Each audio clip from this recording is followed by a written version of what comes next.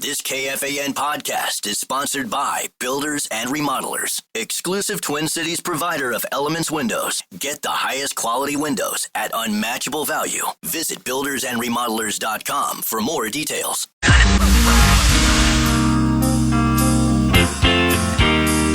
Gopher women's basketball team has advanced to the WBIT quarterfinals and need you at Williams Arena Thursday night as they host Gonzaga with a trip to the WBIT Final Four on the line. You get your tickets at gophersports.com. The caller 11 right now win a pair of tickets for Thursday's win or go home battle. 1-800-320-5326. 1-800-320-5326. Good luck. Kessler will join us in studio at about 5:30 this very evening on this program. Dawn Plitzuweit, kind enough to join us via the Connecticut Water Systems hotline now to talk about her team's game tomorrow night, as Brett Blakemore just mentioned, against Gonzaga. Welcome back to the show. We appreciate the time today, and it's good to talk with you again. Do you call it Gonzaga or Gonzaga? You know, that's the million-dollar question, isn't it? I'm going with Gonzaga because they're the Zag. Yeah, well, I'm going with Gonzaga. Here's what's funny about that and why it's kind of been in the news again. I actually think Gonzaga sounds more authentic, but I think Gonzaga is correct. And apparently somebody the other day made the mistake of asking Kelvin Sampson, the men's college basketball coach who's reaching the Sweet 16 too, something about Gonzaga. And he stopped the interview and said, "It's not Gonzaga, it's Gonzaga." And he was just bitter. And I guess he was triggered in part because I guess a lot of people over the years, he's had to learn to accept people calling him Kevin rather than Kelvin. And I had no idea it was that big of a deal because I've just heard it both ways and figure it's really probably not the end of the world. You know, like with a name like Plitzuweit, you just deal with things being pronounced wrong all the time. It's not that big of a deal. Very well from my played. Standpoint. Yeah, very well. But I also understand. Yeah, very well played. All right, so tell me a little bit about the run to this point before we try to preview the game tomorrow night. You've been in a position where I think you were a 2 seed, and yet you had to play the first couple games on the road. So what have you liked about what you have seen thus far in your team's effort to advance in the WBIT? Well, I like the fact that our young ladies are excited to continue to compete. You know, I think there's confusion on the women's side a little bit. You know, there's the NCAA tournament, the big dance, and we were, I think if I remember this correctly, we were probably the lowest net, or maybe the best net, but the best way to say it, the highest net in terms of the team that, I don't know how you say that. Our net ranking was 39, and so we were probably the lowest net team that didn't get into the big dance, so we were right on the bubble. So then, in the years past, the second tournament for women's basketball was the WNIT, right? But that wasn't run under the umbrella of the NCAA, where the NCAA ran the men's big dance and then the NIT. They didn't run a second tournament for the women. A year ago, the NCAA started running a tournament for the women's side. The second tournament is called the WBIT. Why not the WNIT? Because the WNIT name was already bought out by Crown Sports, and they still run that tournament. So last year when we played, we were probably the best remaining net team that didn't make it to the WBIT, and we played in the WNIT last year. Now we're in the WBIT. Does that make sense? Yes, it does. So yes. The good part for us is, you know, I think there's disappointment that we didn't get, that we weren't a bubble team that got into the NCAA tournament. But I think the good news is, what I've liked about our team is that they've shown some great desire to continue playing and play in this thing and play at a high level. The second thing I like is that when we played against Toledo, we really defended. We defended at a really high level. We couldn't make any open shots, or not very many of them, but we defended at a high level. The game against Missouri State on the road, we shot the ball at a really high level. We didn't defend quite as well. So now we just got to put those two things together, right? That's what you got to do. That's the next step for sure. Tell me a little bit about Grace Grachalski's performance. I think she, basically you don't stop playing her, right? I think she played in 78 of the 80 minutes of these two games. Is that unusual for you? Is that necessity? Is that a compliment to how well she has played? What's that all about? Well, I think it's something when we had, before Mara Braun's injury, before Taylor Woodson's injury, we had obviously a lot more depth in our program. on our team right now, and it was different. Well, we're not at that stage anymore, so a lot of it is out of necessity, and she's played at a really high level, and she's someone who we rely on both ends of the court. Handle the ball, shoot the ball, get to the rim, post up, guard guards, guard post kids, get rebounds for us. And the beauty of the WBIT right now with games, I don't know if this is actually possible, but I feel like our timeouts are even longer than normal. Oh, my. So they are literally 4-minute timeouts, something along those lines. So the good part is, for these young ladies who are logging extra minutes, they do get good rest in the course of the game itself, too. That makes some sense. Gonzaga, give me a scouting report on the Zags who you'll be playing tomorrow night.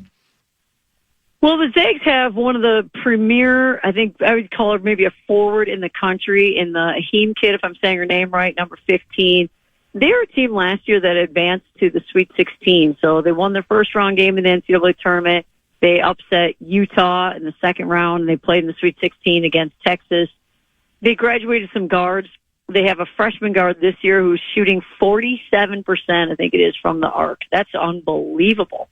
And then to do that as a freshman. And then you complement that with their best player, the WCC Player of the Year the past 2 years, the Defensive Player of the Year, about a 6'1", really athletic kid, makes a lot of things happen for him. But overall, their program has had just a lot of discipline and toughness in it. And they just they can grind it out. They can score quick. They can grind it out. They can hit the offensive glass. They do a lot of things at a really, really high level, including defend at a high level. So I think it's a really fun matchup for us. I'm really excited, and I'm thrilled for our young ladies that they have a chance to play again in the barn. And yes. So, to all the fans who are listening, it's going to be a fun game. 7:00 tomorrow night. I get tickets.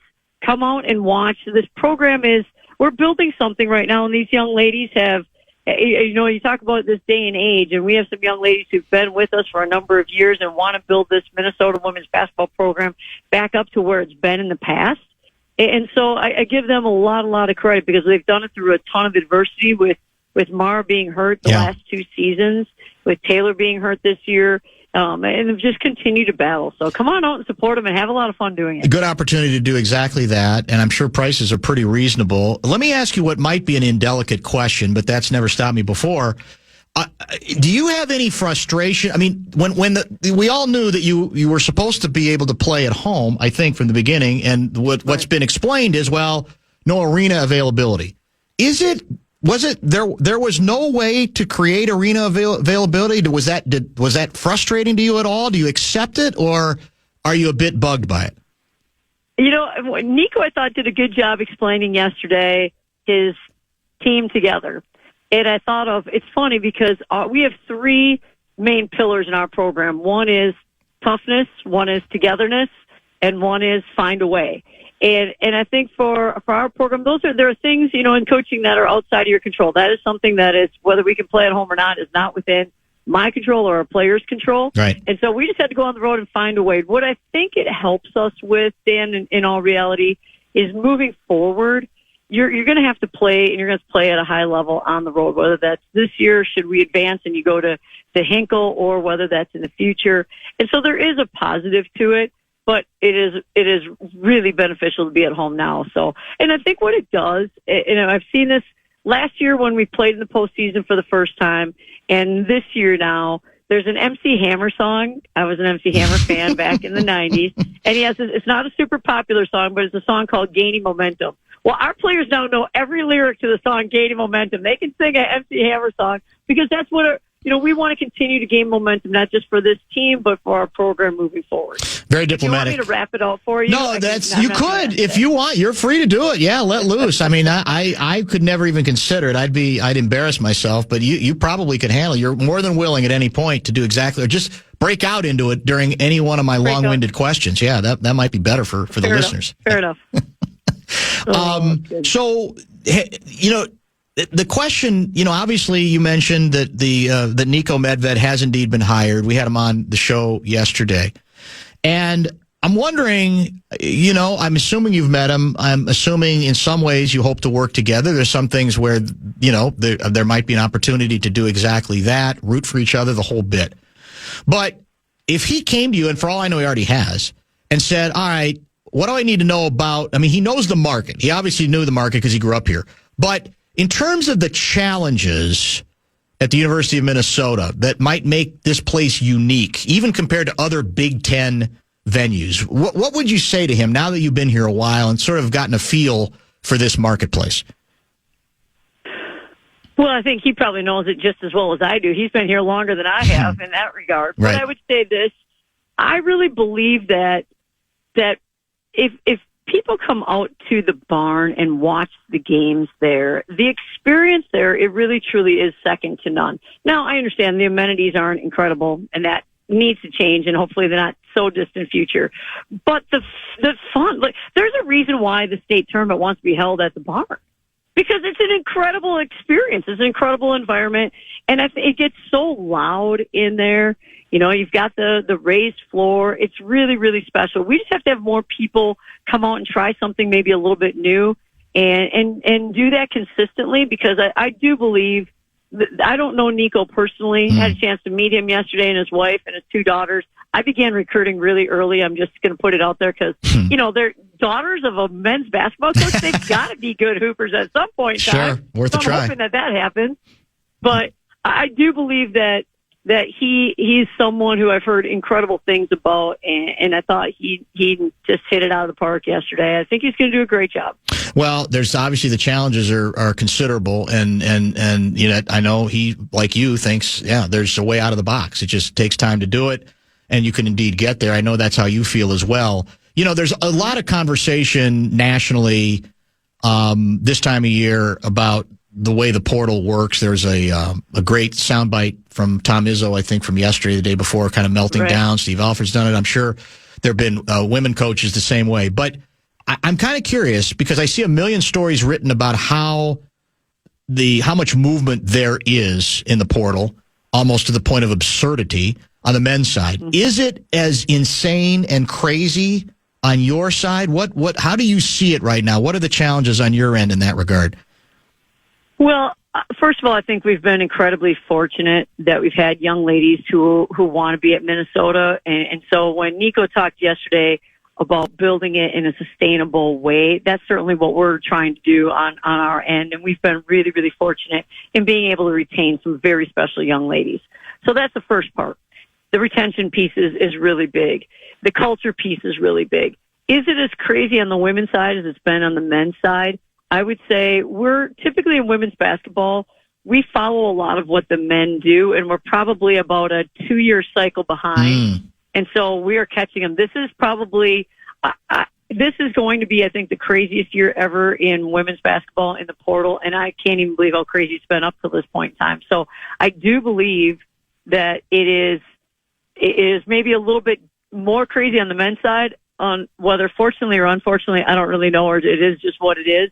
We're catching them. And so I do believe that this year there's going to be more movement than we've ever seen. We're seeing it in the coaching standpoint in terms of a number of positions that have opened up this year, whether through coaches retiring or whether through coaches, you know, moving on or getting moved on or whatever the case is. So then it naturally changes. Players are changing schools. I think what the ruling, it was a year and a half ago now, where I think it was just a little over a year and a half ago, where players then could have immediate eligibility every year. That opened up a whole new Pandora's box. And so I do believe that's adding to all the players that are in the portal. What's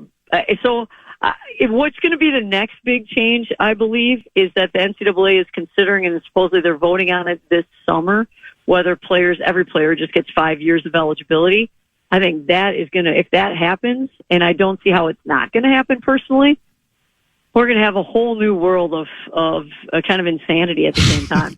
Yeah, you're right. It's you know, and that's the other question. When coaches melt down on this subject, a lot of times the pushback is, oh, yeah, of course. Coaches, they love it when they could move from place to place, but they're offended when players do the same thing.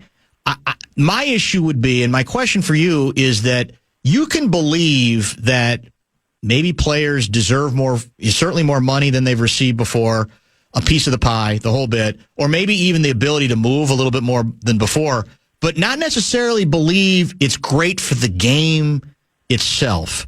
So have you melted down on this issue, or do you say, no, this is the reality, this is what we're living in, so I'm not going to lose my mind over it, and you just have to sort of accept it? Or do you look at the whole thing and say, we are out of our minds here? There has to be a better way than literally every player can move as often as they want at any level every year. Well, I think it goes back to those three key pillars: toughness, togetherness, find a way. And this is more of a find a way. So my mentality on it is this: it's happening so fast. It's changing faster than anyone could ever have imagined. And so, you know what the key is for us at Minnesota? We better figure out how to be better at it than everybody else. But that also includes our fan base in terms of, I think that we have to be, we have something really special here at Minnesota. And hopefully between Nico and myself, we can figure out how to captivate the audience and captivate our fan base and captivate all the passionate Minnesota fans to help us do this better than anybody else can do it. And I believe that it can be done. And here's why I say that in Minnesota. The only time the Big Ten women's basketball tournament has ever sold out was when it was held in Minneapolis. I believe that there are sports-crazed fans right here in our backyard. We just need them to come out consistently and then find ways to help us do something different and better than everybody else in the country. That's not asking too much, is it? No, not at all. We just have to be a little bit creative about how to do it. Rather than complain about it, that's not going to help us. So let's figure out how to be better at it than everyone else, whether that means in our culture piece, whether that's in our retention piece, whether that's in being creative in NIL space. Let's figure out how to capitalize on what we have here, because what we have in Minneapolis and the whole state of Minnesota, there are so many passionate Gopher fans everywhere, and that's not just in the state of Minnesota, but man, there are a lot of them here. How do we do this better than everybody else is? Rather than find a way for it not to work, let's find a way for it to work and work better than everybody else is doing it right now. What's the money component? When it comes to NIL stuff, there's so much discussion about this, as you know, and revenue sharing, whatever. Where does that come into your program? Is that a challenge? It's been a challenge, obviously, on the men's side, quite frankly. There's no question about that. And allegedly now, Mark Hoyle has doubled down on a significant financial commitment in making this higher. But how about you and what the expectations are and what you're looking for and where you feel like your needs are being met?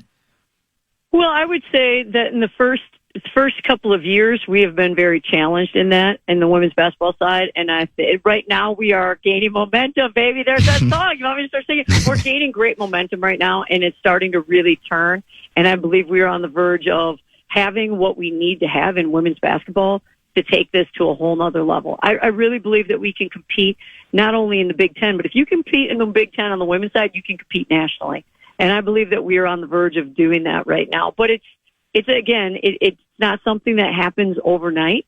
It takes some time. So we are in a much, much, much better spot. We're actually, I think, moving forward, going to be in a great spot from a revenue share standpoint, from a women's basketball standpoint. But that's not the only place that we can separate from everybody else. We need to separate and continue to do that from an NIL standpoint. Right. And while we're building and growing it, that's an area we need to continue to grow it at a really high level. We can use help, whether that's through businesses or whether that's through individuals, through the collective. What I'd say, Dan, is really special about women's athletes, women's basketball athletes, and not that this is not saying that men aren't like this, but I would say that our women are incredible, incredible role models and spokeswomen, and they want, when they're receiving the money that they're receiving to play basketball at the University of Minnesota, they want to do something with it. They want to be impactful with that.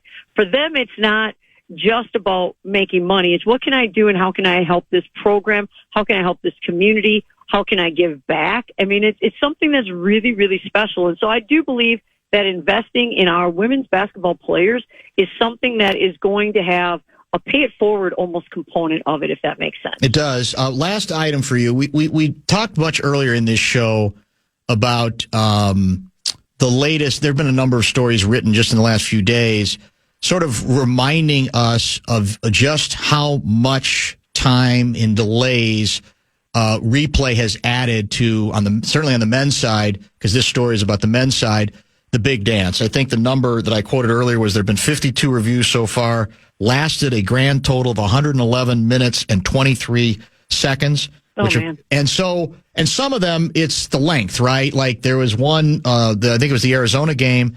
The last 2 minutes took 25 minutes to play. So where are you on this whole replay issue? Are you I got so much invested? Hell yeah. I don't care how long it takes. We got to get it right. Or aesthetically, do you think the game, as I do, definitely loses something as we seem to get more and more immersed in the idea of we got to replay everything, we got to check the clock on everything, etc. What do you think about all that?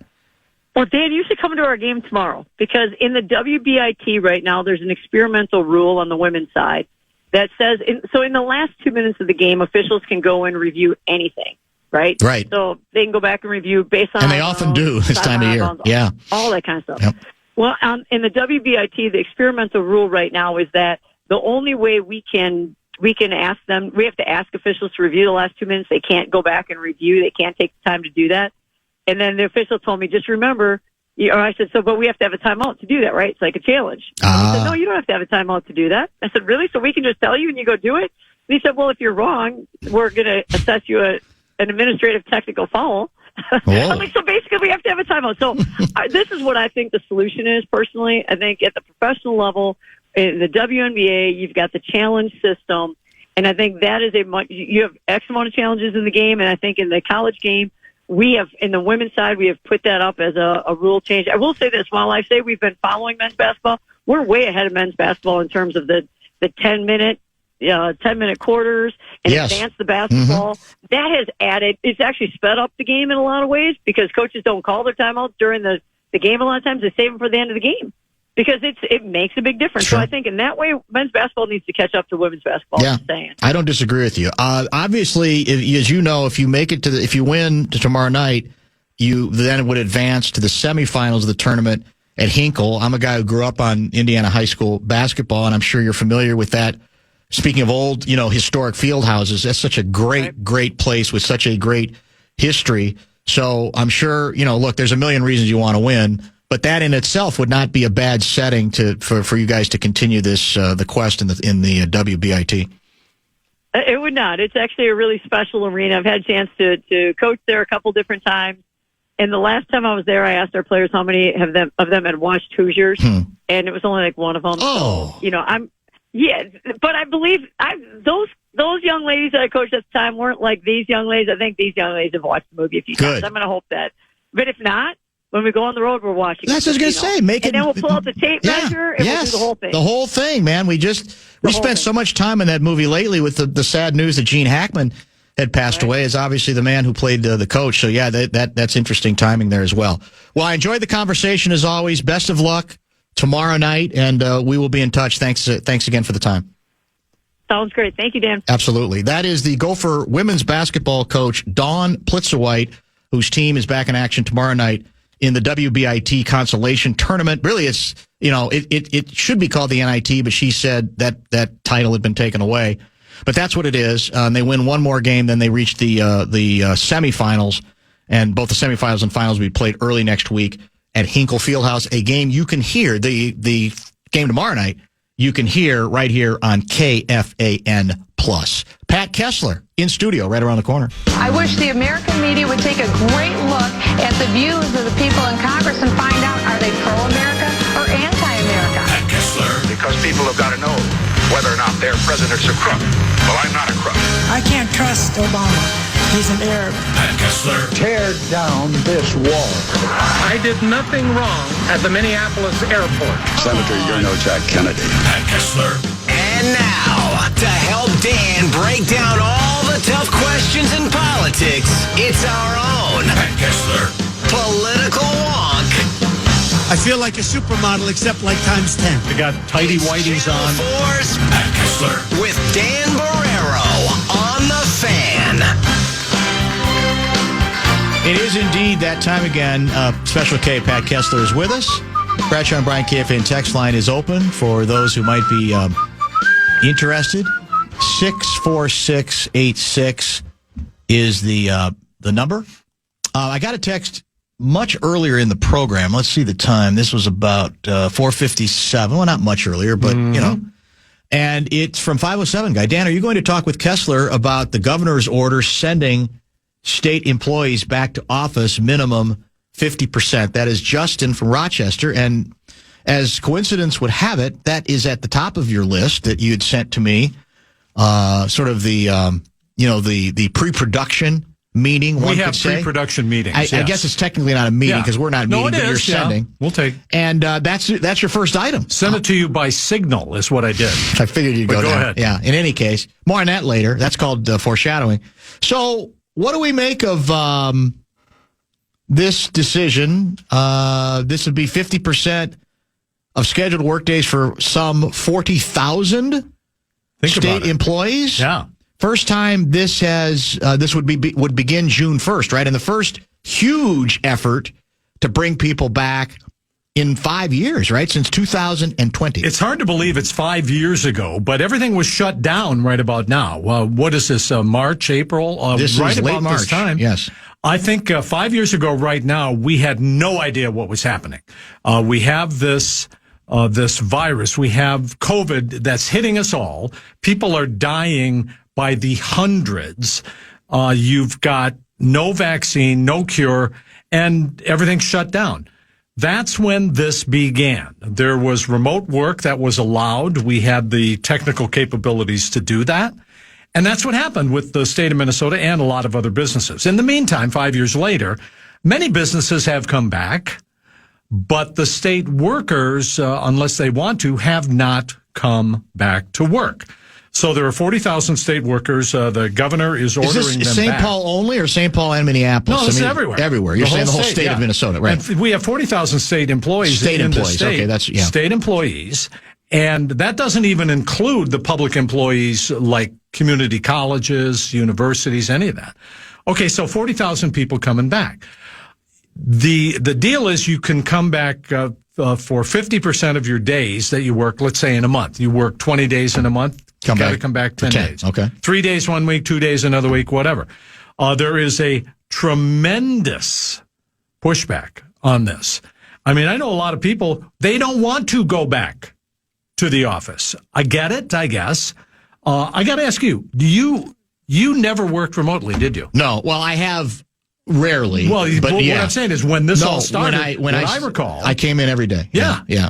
And the place might have been. But it was isolated. That's why we were allowed to do it. In fact, we got all these special cards that sort of allowed us to do it. But yeah, I did because I wanted to. You remember that? We had to get those cards. Yeah. I have totally forgot about that. I have it somewhere buried. Yeah, I've got one somewhere. It seems so special as at the a time. Reporter, like you have. So it allowed you're an essential worker, so to speak. In a sense, yes, that's right. I love that you're essential. Well, I do. I think this is a great topic because you say there's been a lot of pushback. Yeah, and there has. Some of it I get, which is, look, man.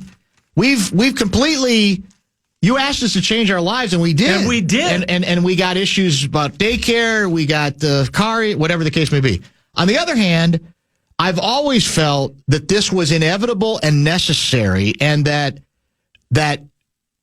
we get into the damage that has been done to certainly St. Paul, to many of our cities. This is not just in the state of Minnesota, throughout the country, where we know the statistics don't lie about how much more vacant it feels because it is more vacant. And all sorts of problems come along with that. So I don't think this is an unreasonable thing, even though that's what's been set in place. My question for you is this. What made the governor make this? I assume this is a governor decree. Is that correct? It absolutely is. It's a direction from the governor, yes. And so why now? Why has he decided that this is the time? It is time to do it, and we're learning today. Governor Walz said that he was talking to, let's say, Lunds and Byerly's in downtown St. Paul. That store has closed. That's right. There is now there is no grocery store in downtown St. Paul. Think about it. It's a hollowed out center of our capital city. And he said he told them he was going to do it.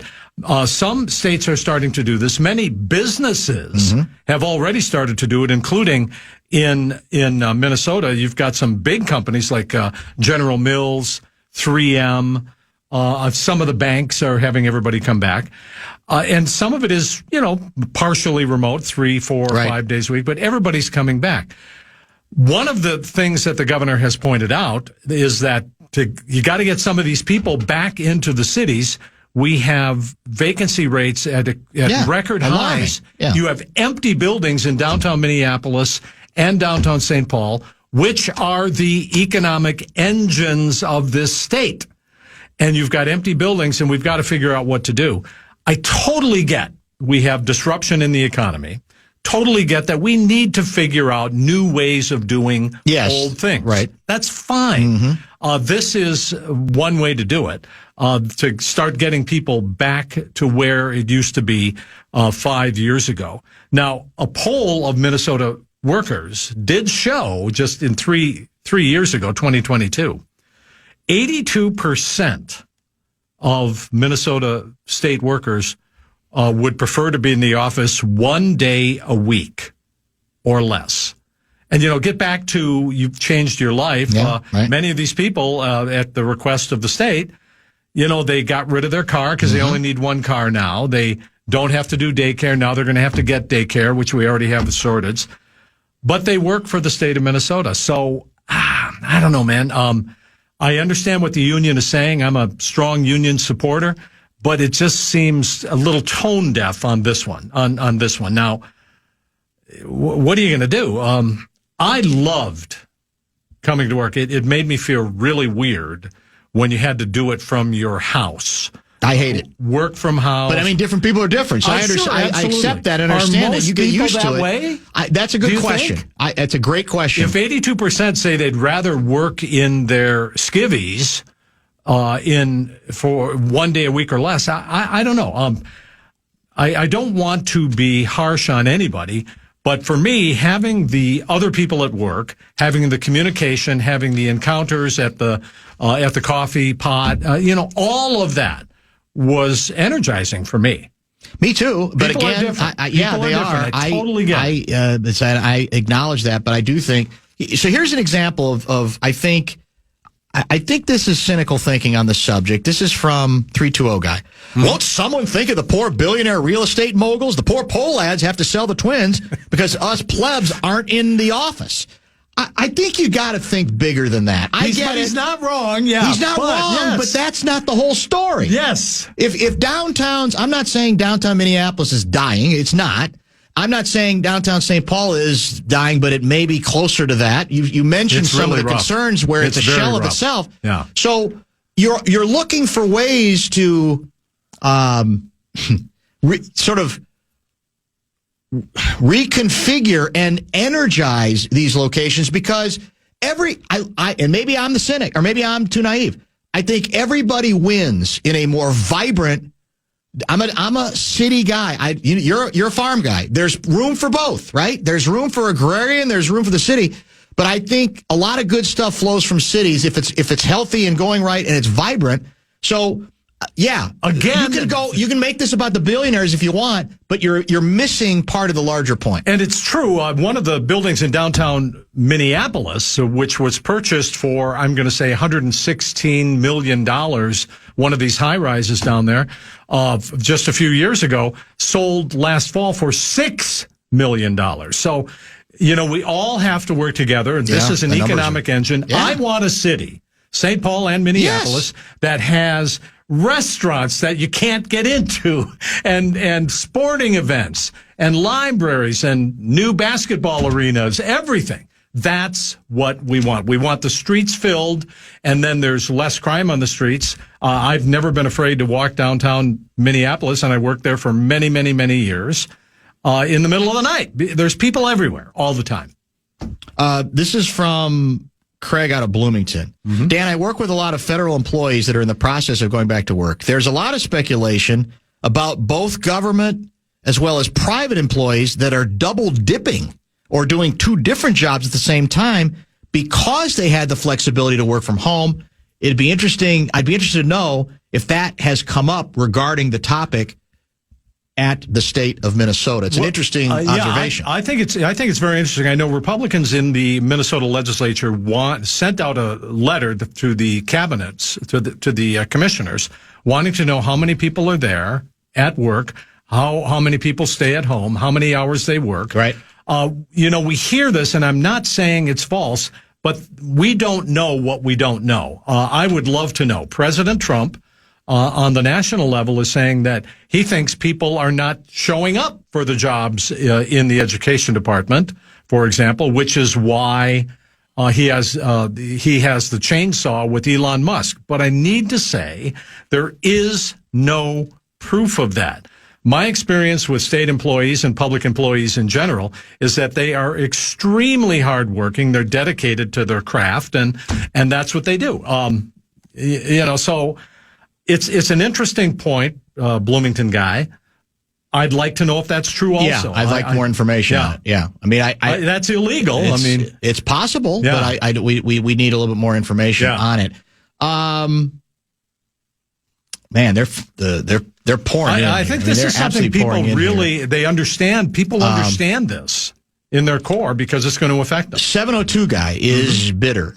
This is Richie from Lake Elmo. Dan, I don't want to be old man yelling at the clouds guy, but that's my job. I was out of work for 10 months during COVID, so I have very little sympathy for those pushing back on going back to work in person. Again, absolutely fair. I don't know if 702 guy got any of the COVID employment money. Remember those where people were getting paid even though the companies were getting paid? Yeah. Well, that money went to the wrong places too, didn't it? Yeah, no kidding. It's just, what are you going to feed my future? I totally get it. And I understand the pain that causes. So I kind of agree with him, you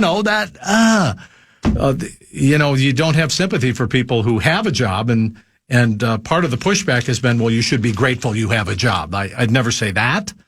No, I'd never say that because I think they're dedicated, but I totally think what he's saying is valid, and I understand how he feels. Eric is in St. Paul. He wonders, he said, is everyone going to call Walz a Nazi and a fascist?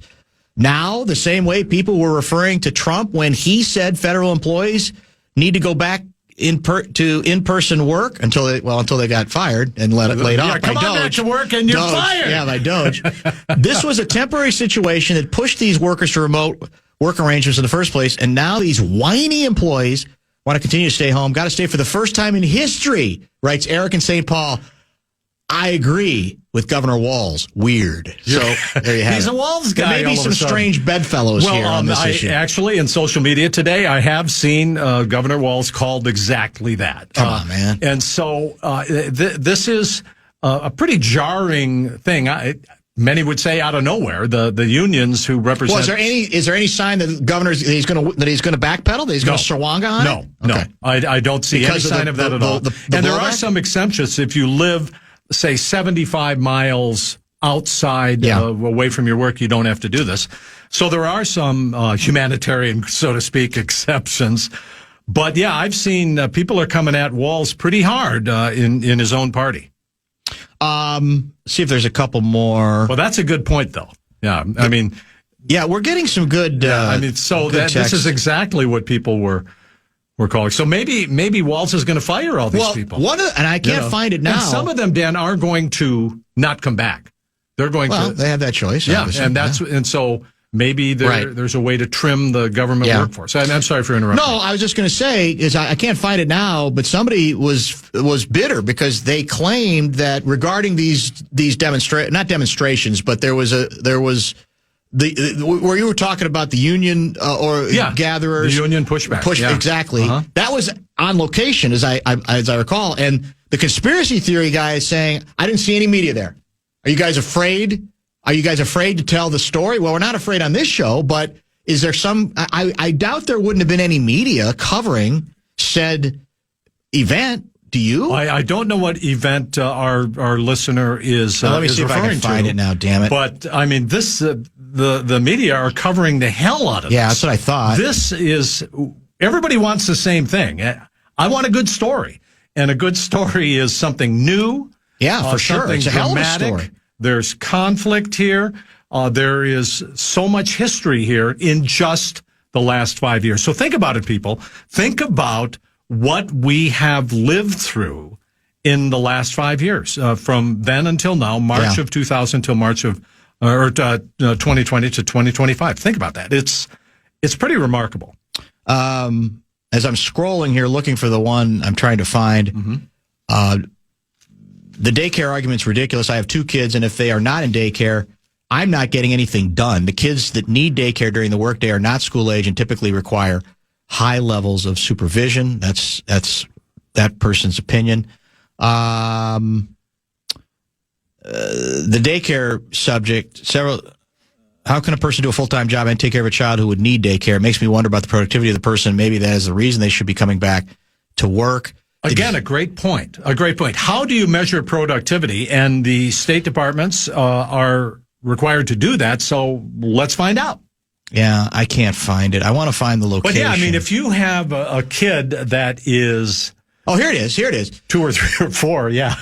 Yes, sir. Yes, ma'am. Oh, we got a break. You're right. I apologize. I went long with Dawn Plitzuweit, and so now to catch up... She was awesome, by the way. We got to throw in an extra break. Thanks for reminding me, sir. I appreciate that. Back with more Special K next. I was so sure of myself. It's a Wild Wednesday on the Fan. It's presented by Jim Beam, a crowd pleaser since 1795. And we've got your shot at tickets to tomorrow's game. Pat, can you pick a number between 1 and 15? 9. Be caller 9 right now for your chance to win tickets to see the Wild take on. You are welcome. Or not welcome if they're not caller 9. To take on Ovechkin and the Capitals tomorrow night. 1-800-320-5326 is that number. 1-800-320-5326. Good luck. Where is Ovechkin on the Gretzky quest? How close is he? He's 6 goals away. That's too many. If we give up 6 goals to Ovechkin tomorrow night, we might want to shut her down. Huh? I gave up 3 to Eichel last night. So wow. Halfway there. Oh, man. That was well played. So that was a good cheap shot. Yeah, that was very nicely played. The guy I wanted for years. Yeah, I remember. We used to talk about him. You and I mean, we go back at least. How long have you been a part of this show or sermons? Probably 5 years. It's been 5 years? Yeah, I remember us talking about Eichel. Yeah. And here we are. Only 3 goals, he said. Yeah, only 3. Only 3. Let me correct myself. So the texter was asking why there were no news crews at the Veterans Hospital today that I could see. The governor, Minneapolis mayor, union reps, VA, medical staff, and more there for the rally. Also, play the beer run clip, please. That's a request from Gary. Or at some point, I could just sing it live. You could sing it live because you know it by heart. But so this is this is not related to that sounds like it's something much different. At the Veterans Hospital, those are not state employees. My guess is, and Doge? Forgive me, but I don't know, but my guess would be this is Doge, because among the layoffs, firings, shutdowns are the Veterans Affairs Department, including the Veterans Hospital. So I know that that is a target of your guy, Elon Musk. Okay, yeah. So I'm thinking that's what it is. Someone will, or someone who, maybe even someone who was there. Someone who was there. Yeah, let us know, please. If indeed that's what it is related to. Because I've not, so I don't know. Maybe there wasn't coverage, or maybe there was no cameras. Maybe they didn't know it was coming. I have absolutely no working idea on that. So let's. B-double-E-double-R-U-N, beer run. There it is. That's the whole lyric right there through the whole song. Let's get to the Signal Group chat deal. I'm going to pose a question I kind of know the answer to, but I'm going to pose it anyway. And this, of course, involves the editor of The Atlantic Monthly, Atlantic.com, a publication I quote from often. Great magazine. Terrific magazine. And the editor basically wrote a big piece on the website that basically said, well, I kind of was in on the war plans here with the Houthis. I mean, I don't know how to break it to you. I don't know how, but here it is, and here's where we are. And what has followed is fairly obligatory. Democrats are savaging. Republicans are saying, I'll have to look into it. I don't know. Maybe it's... I haven't heard that. I haven't heard much about it. And the administration is, hammering away at the magazine and its history, and this is not a guy who could be trusted, the usual nonsense. Am I asking too much if I say, can you just take the L on it and say, just own it. Just take the L and say, look, we're gonna implement some things. It should not have happened. We are assuring you that no one was put in harm's way, but we have to. That's not possible in 2025, is it? This is crisis communication 101. You bring in the big guns, and you would figure at the top levels of our country, the first thing you do is get the facts for yourself, get them out quickly, own this thing, and move on. We have a very short half-life of people remembering stuff nowadays. But instead, what's happening in this, what I think is a real scandal, something that really went wrong, they're parsing, they're dissembling, they're lying, they're misdirecting, they're camouflaging this. First they say, it was a mistake, but we're new, wasn't that bad of a mistake. Okay, all right. Then they say the reporter who did this. How did he get on this thing? Maybe he figured out a way to get in, to hack into this. Right. And anyway, he's a sleazebag Trump hater. Even though there really wasn't that much intel in there. And it's played both ways. Yes, and he made this stuff up. It's the entire story is a hoax, is what they said this afternoon. The entire story is a hoax. Nothing was classified, but you better not release it because it's very. I mean, come on! I'm so confused. Now, this obscures something that happened, and I think we need to say it out loud. This was a successful mission to take out a terrorist group in Yemen, financed by Iran, that is attacking U.S. ships in the shipping lane. Yes. And you could be on that story by now, but instead they are doubling, tripling, quadrupling down. Yeah. And Donald Trump is not going to admit a mistake. Something bad happened here, folks. And the reality is it happened. Nobody knows why it happened. There should be an investigation. And also, I just want to say, The Atlantic is a great magazine. Jeffrey Goldberg is a really good reporter. Yes, and a good reporter. It's so there it is. Yeah, and it's a magazine that is not afraid to criticize Democrats. I mean, it's left-leaning, but they do it all the time. So, one of the things about it is the White House dared, okay, you don't really have this. And they dared him to release it. Exactly right. So today, of course, they released a full text chain. Which they didn't want to do. I don't think they withheld it. He had been responsible about withholding this stuff, but you're going to call our credibility into question. You're forcing us to do exactly what they're parsing it because they first said they were war plans and then attack plans, so that's what they're focusing on. Yeah. But this text chain included operational details, attack plans, weapons systems, launch timing, and real-time collateral damage. And a lot of people died in this. And so this was what this dude was watching in a Safeway supermarket parking lot on his cell phone. So it's just, you can't make it up. In all seriousness, have you read much about what might explain it? Like, that's what I'm trying to get, is how does a reporter I have my own theory, end up in this sort of email chain? Because you go into a chain, or you're going into a text, and you go into your phone. We all do it. I'm going to send a text to Bill Smith, and so I type in B and S, and there it is. Okay, and so I've done this myself, where I've sent excruciatingly. Has it gotten you into trouble? Not in the national security sense. But at one point, having talked, I was texting with my beautiful wife, and she said, "How's your day going? I love you."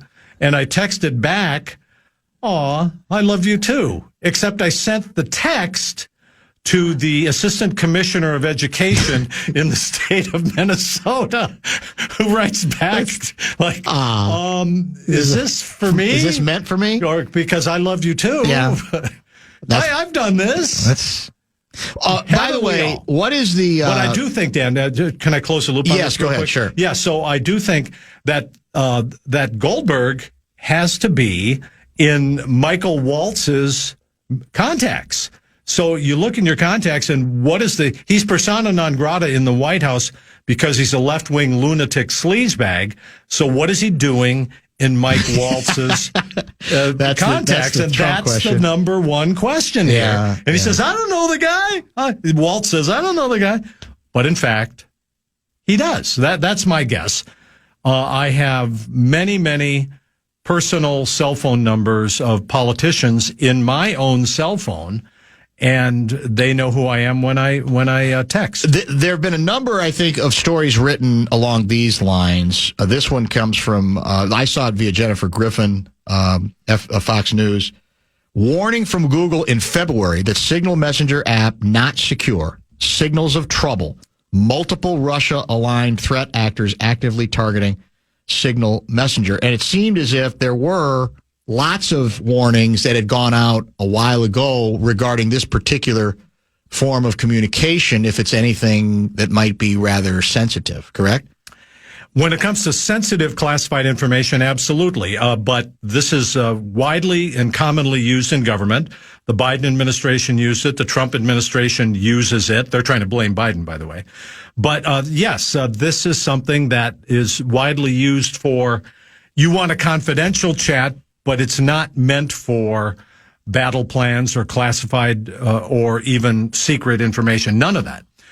I confess that, I mean, a lot of reporters I've learned, everybody uses Signal in Washington. I've never used it myself, never used it as a reporter. It is supposed to be a pretty interesting and effective app that gives you a little more security than your normal cell phone. However, if you use a personal phone, it doesn't have many of the guardrails. And one of these people on the text chain was Stephen Witkoff, who happened to be in Moscow talking to Putin. So if you're in a foreign country, they have much easier access, is what I understand. So this, if they would just move on from this, it would go away. But now I think it's going to get bigger. All right, let's get caught up. We're one break behind, so we'll get caught up with a quick break. We got more with Special K, Pat Kessler. Keep your text coming. Start the baseball season with our Major League season opening watch party at Treasure Island tomorrow. Slide into a parlay at 2:30 to catch all the action on the big screens as Minnesota takes on St. Louis. Cheer on the team with Marnie Gellner and Twins legend Tim Laudner. Enjoy drink specials, free food and prize giveaways. Get full details now. KFAN.com, keyword calendar.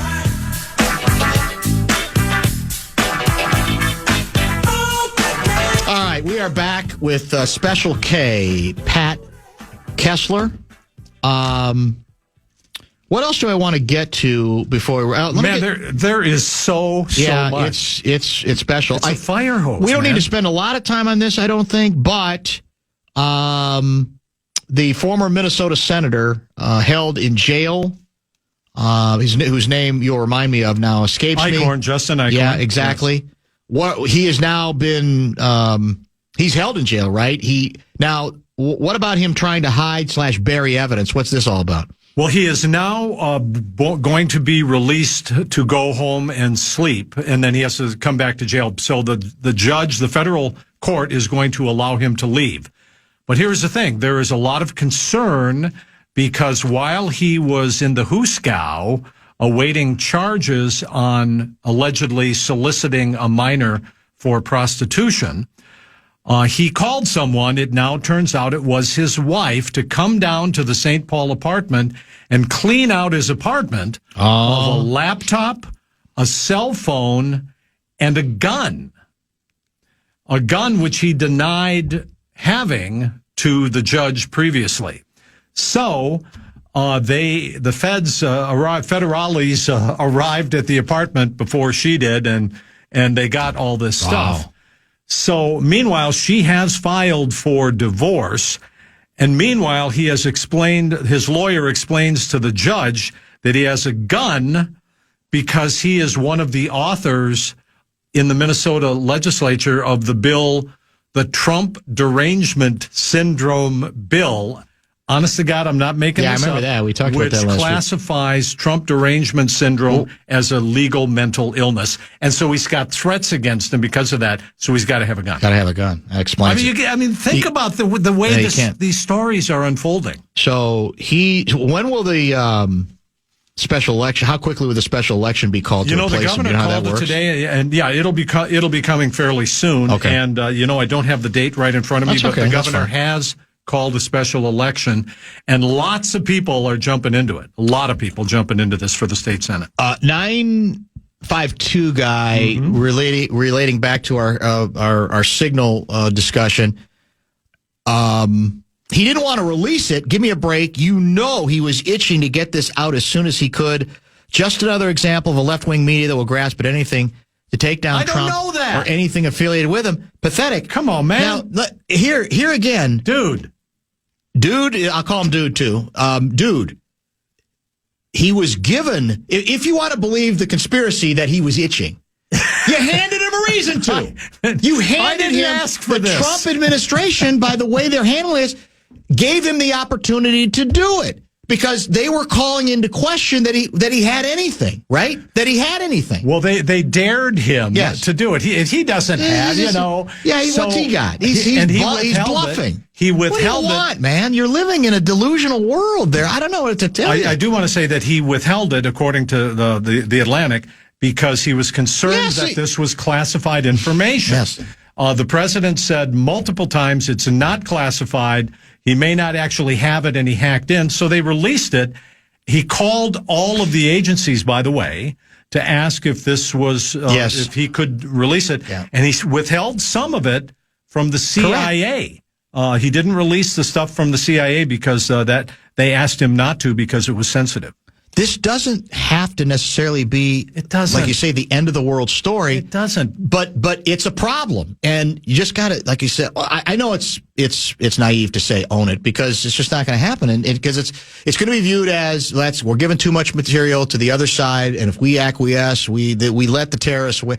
And so no one can think that way. But this could have gone away more easily. And it wouldn't have been gone in a day, because there would have been follow-ups. We got to learn about the security and history and what are they using and what they should use. But this was, again, if you want to believe that he's out to get you, don't hand him something to get you, right? I mean, this isn't that difficult. Because he's an anti-Trump and he's a Trump hater, and why'd you give it to him? Well, whatever. I do believe in media. People forget stuff. People don't remember what happened a month ago or 6 months you're right. ago. That's true. So the echo of a bad story will last, it will last a couple of days. Right. Take your lumps, and then people will move on to something else in this accelerated news environment. All right. Going back to the subject of the governor decreeing that government workers come back to their state jobs at least, would you say 50% of the time? 50%. There has been a shift in the property tax burden as a result of the plummeting office values, a shift to residential properties, which is a market that continues to perform well. People want to work from home, but the property taxes have been affected. And that's another good nugget. Well, that's accurate.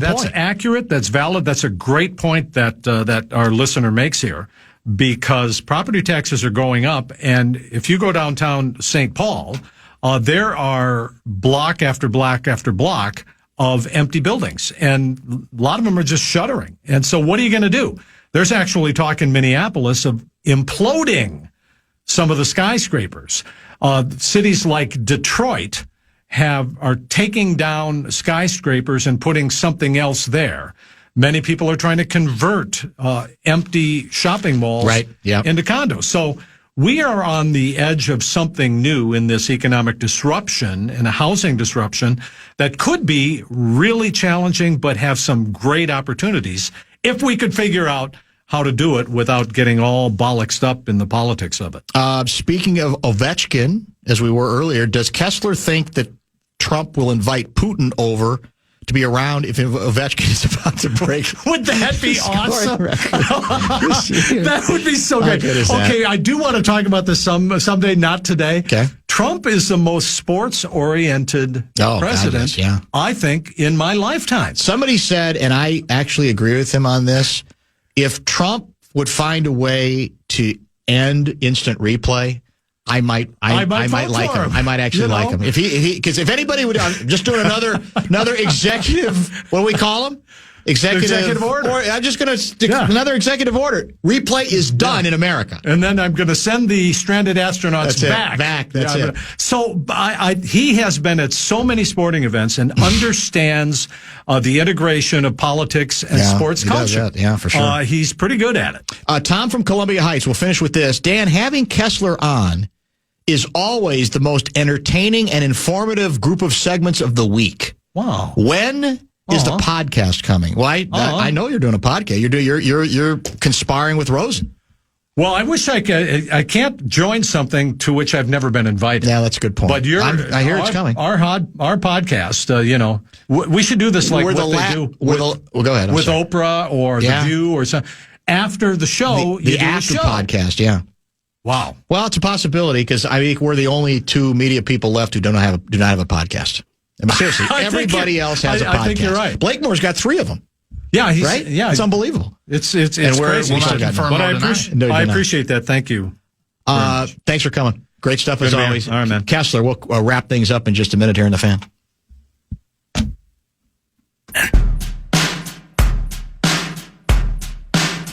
It's the Bumper to Bumper Show Wrap. It's brought to you by American Pressure. I apologize for stepping on your touchdown call. Thank you to our good friends at American Pressure for sure. Power Pack broadcast today. Good stuff from Kessie as always. And a nice conversation with the Gopher women's basketball coach, Dawn Plitzuweit.